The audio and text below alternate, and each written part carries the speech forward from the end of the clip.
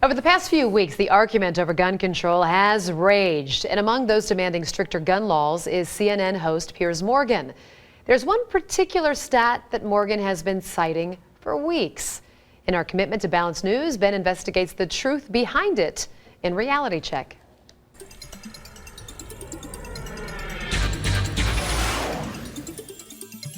Last night on CNN's Piers Morgan Tonight, Morgan interviewed radio host Alex Jones. And to say it was wild, well, that would be an understatement. Here's just a small clip. Answer this question. How many Why'd you get fired from the Daily Mirror for putting out fake stories? You're a hatchet man of the New World Order. Let's try again. How many gun murders were there? Oh, you're going to ban your fist now? In Britain last year. How many chimpanzees can dance on the head of a pin? I already went over those statistics. Do you know the answer? No, I don't. You said hundreds. It's very low. You said hundreds. Yes. It's actually 35. Well, the point is you can... Against 11,000. As I said, it was wild, and it got even more wild than that. But we wanted to take a look at some of that exchange because the stat that Piers Morgan was continuing to cite, one that Great Britain, which banned guns about 15 years ago, had only 35 gun-related murders in 2011, compared to the United States, which had 11,000. Let's start there, because that number is not correct. According to FBI crime stats for 2011, there were 12,664 homicides in the U.S. Of those, 8,583 were caused by firearms. But of those, 400 are listed as justifiable homicide by law enforcement, 260 justifiable homicide by private citizens. On the other hand, it is true that percentage-wise, Britain has a lower gun homicide rate.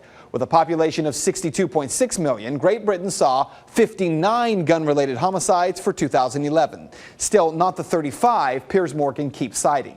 But that shouldn't be surprising that the gun homicide rate in a country that bans guns would be lower than in a country where guns are not banned. Where the argument falls apart is when you attempt to claim that fewer guns equals less crime. The U.S. has the highest gun ownership rate in the world, an average of 88 guns per 100 people. That puts it first in the world for gun ownership. Yemen is second with 54.8 guns per 100 people.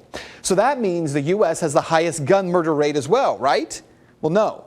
Honduras, El Salvador, and Jamaica have higher rates. So do 24 other countries.